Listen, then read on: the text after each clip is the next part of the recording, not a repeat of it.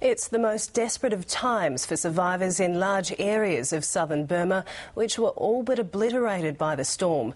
CNN's Dan Rivers beat the junta's media ban to file this report from the devastated region. Not even the Buddhist temples were spared the fury of Cyclone Nargis.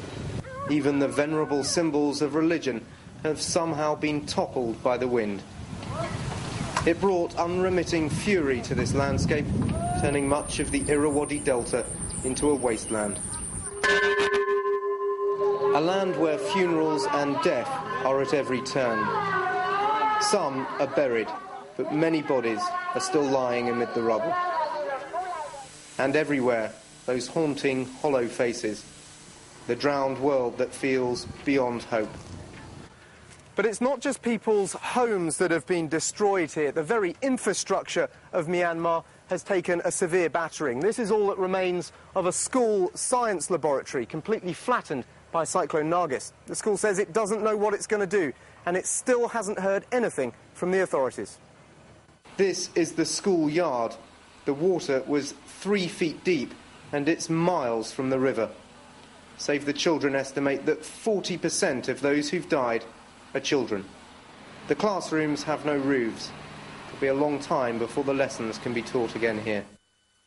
State television has shown aid being distributed by the army, but the need here is immense. So far, many foreign aid agencies haven't been able to get their staff and equipment into Myanmar.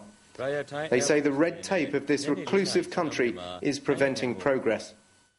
Food shortages are critical in some areas, and opposition groups are cynical about the army's motives.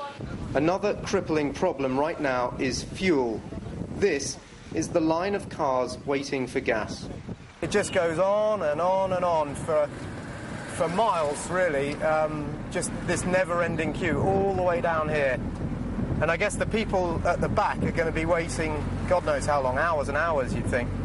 Here, the gas is $1.50 for a gallon, or for 4 litres.